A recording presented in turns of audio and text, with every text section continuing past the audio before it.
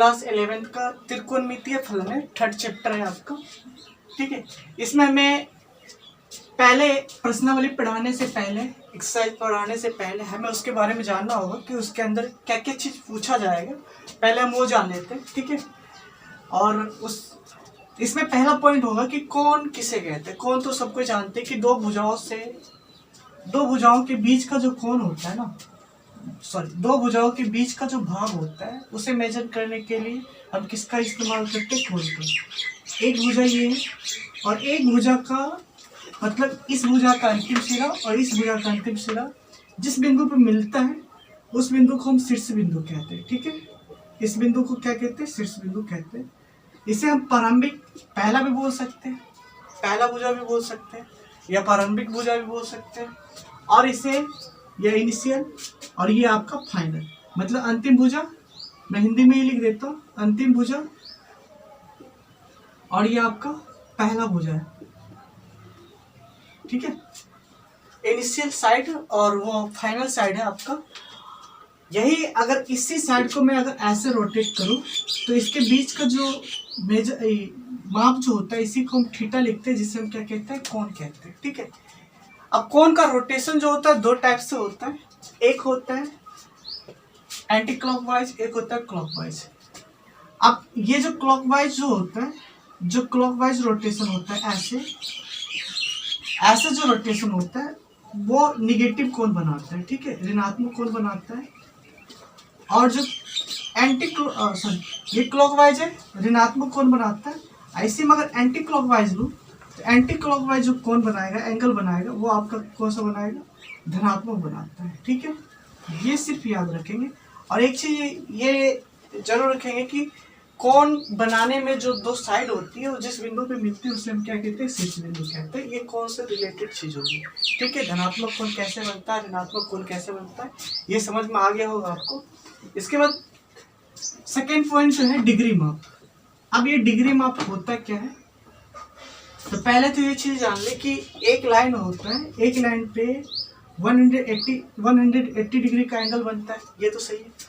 और इसी में अगर मैं ये बोलूँ कि एक पॉइंट पे कितना डिग्री का एंगल बनता है, 360 डिग्री का एंगल बनता है। ठीक है, ये अब ये डिग्री माप का एक सीधा सीधा डेफिनेशन आता है कि यदि प्रारंभिक भुजा को अंतिम भुजा का घुमाव एक पूर्ण परिक्रमण का अगर 1/360 डिग्री हो, 1/360वां भाग हो, इस पूर्ण परिक्रमण का 1/360वां भाग हो, तो 300 इसका अगर 360 डिग्री का 1/360वां भाग करूं तो ये कितना डिग्री हो जाएगा आपका, 1 डिग्री हो जाएगा। अब इसी 1 डिग्री को हम मिनट में भी कन्वर्ट करते हैं और किस में कन्वर्ट करते हैं, सेकेंड में भी कन्वर्ट करते हैं। 1 डिग्री को यहाँ पे 1 डिग्री जो है इसे 60 मिनट के बराबर माना गया है। 1 डिग्री को कितने मिनट के बराबर माना गया, 60 मिनट के, सॉरी एक ही पाया होगा, 1 डिग्री को 60 मिनट के बराबर माना गया। और 1 मिनट जो होता है वो आपका 60 सेकेंड के बराबर होता है। ठीक है, डबल डैश देने पे ये सेकेंड का आता है। ठीक है, 1 डिग्री जो होता है 60 मिनट के बराबर होता है और 1 मिनट जो होता है 60 सेकेंड के। ये तो सिंपल सी बात नहीं। अब मुझे रेडियन माप बताओ कि रेडियन माप होता क्या है। तो ये याद रखेंगे कि रेडियन माप जो है, जैसे कि यहाँ अगर मैं ये कहूँ कि अगर कोई किसी साइड पे एक साइड पे जो एंगल बनता है, एक लाइन पे जो एंगल बनता है वो 180 डिग्री होता है, या अगर मैं ये कहूँ कि एक पॉइंट को अगर पूरा अगर कोई ऑब्जेक्ट अगर चक्कर लगाए तो 360 डिग्री का एंगल बनता है। तो यहाँ पे इसी को एक चक्कर में एक बिंदु के चारों तरफ घूमने पे जो रेडियन कोण बनता है, उसी रेडियन कोण को हम क्या कहते हैं, 2π रेडियन कहते हैं। ठीक है, एक बिंदु के चारों तरफ जो जितना एंगल का कोण बनता है अगर उसे रेडियन बनता है तो 2π रेडियन का एंगल होता है। ठीक है, और एक साइड पे कितने डिग्री का होगा, 180 डिग्री, इसे हम क्या कहते हैं, पाई रेडियन कहते हैं। ठीक है, ये समझने में दिक्कत है। अब यहीं से इसका फॉर्मूला निकलता है कि डिग्री माप बराबर कितना होता है, रेडियन माप बराबर कितना होता है। ठीक है, अब यहाँ पे पहले ये तो दे रखा है कि मुझे थीटा एल तथा आर में संबंध क्या होगा, थीटा एल और आर होता क्या है ये मैं पहले बता देता हूँ। पहले तो अगर मान ले कि अगर कोई सर्कल है, इस सर्कल का सेंटर ओ है, अगर इसका रेडियस ये आर रहा और ये रेडियस आर रहा, ठीक है, ये इसका सेक्टर है और इस सेक्टर का ये जो है आर्क लेंथ, ये चाप की जो लंबाई है, इसी चाप की लंबाई को हम क्या कहते हैं, एल कहते हैं, ठीक है। और ये रेडियस तो आपका आर है और दोनों रेडियस के बीच का जो एंगल है इसे हम क्या कहते हैं, थीटा कहते हैं। मगर ये यहाँ पे हमेशा ये याद रखना कि थीटा डिग्री में ना हो के यहाँ पे थीटा किस में होता है, थीटा यहाँ पे डिग्री में नहीं होता है। ये हमेशा याद रखिएगा कि थीटा का मान जो होगा और डिग्री में, कभी अगर डिग्री है तो उसे रेडियन में कन्वर्ट करें तभी होगा। यहाँ पे थीटा का मान डिग्री में नहीं लेना होता है, किस में लेना होता है, रेडियन में लेना होता है। ये सिर्फ याद, अगर डिग्री दे रखा हो तो उसे आप रेडियन में कन्वर्ट करें तभी आप यहाँ पे पुट करिएगा, नहीं तो गलत हो जाएगा।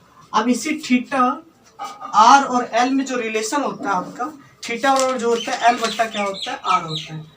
थीटा एल और आर में जो रिलेशन होता है, थीटा और क्या होता है, एल बट्टा कितना होता है आपका, आर होता है। ये सिर्फ याद रखिए, थीटा और क्या होता है, एल बट्टा आर होता है। जहाँ पे थीटा जो होगा वो रेडियन माप होगा, रेडियन माप होगा, एल जो होगी आर्क लेंथ होगा और आर जो होगा वो रेडियस होगा, ठीक है। ये फार्मूला याद रखिएगा और ये फार्मूला अगर याद रखते हैं तो एक्सरसाइज 3.1 का अधिकतर क्वेश्चन आपसे बन जाएगा, ठीक है। अब आई बात डिग्री तथा रेडियन में क्या संबंध है, यानी कि डिग्री माप तथा रेडियन माप में क्या संबंध है, ये हमें जानना है। तो एक चीज ये याद रखिएगा कि डिग्री जो होता है, डिग्री माप जो होता है या रेडियन माप जो होता है, पहले तो मैं लिख देता हूँ रेडियन माप। रेडियन माप जो होता है वो होता है 180 अपॉन कितना होता है, पाई क्या, डिग्री माप। अब ये आए कहाँ से ये भी मैं बता देता हूँ। अभी मैंने जस्ट ये लिखा है कि 180 जो डिग्री होती है, डिग्री माप जो होता है, डिग्री माप जो होता है वो बराबर होता है कितना, पाई रेडियन के, ठीक है, पाई रेडियन के। डिग्री, ये डिग्री जो होता है 180 डिग्री जो होता है पाई रेडियन के बराबर होता है, जिसका मतलब 180 डिग्री माप जो होगा वो पाई रेडियन माप के बराबर होगा, ठीक है। तो रेडियन माप अगर मैं यहाँ से निकालूं तो रेडियन माप क्या होगा, रेडियन माप बराबर 180 अपन कितना होगा, पाई क्या, डिग्री माप। अब डिग्री माप दिया रहेगा, ये वैल्यू दे रखा होता है तो आप ये रेडियन माप निकल जाएगा। अगर मैं डिग्री माप निकालूं तो डिग्री माप जो होगा वो बराबर होगा पाई अपन कितना 180 इंटू रेडियन माप, ठीक है। रेडियन माप दिया रहेगा तो डिग्री माप निकल जाएगा, ठीक है। ये दो फार्मूला रहा आपका और इस दो फार्मूले से बहुत सारे क्वेश्चन बनेंगे। अगर डिग्री में दे रखा हो तो रेडियन बदल ले, रेडियन में दे रखा हो डिग्री बदल ले। अब यहाँ पे एक क्वेश्चन आता है कि एक डिग्री जो होता है वो कितने रेडियन के बराबर होता है, तो ये जानेंगे कि एक डिग्री जो होता है वो कितने रेडियन के बराबर होता है। तो यहाँ पे एक डिग्री जो होता है, एक जो डिग्री होगा, एक डिग्री माप जो होता है वो कितने रेडियन के बराबर होता है, तो 57,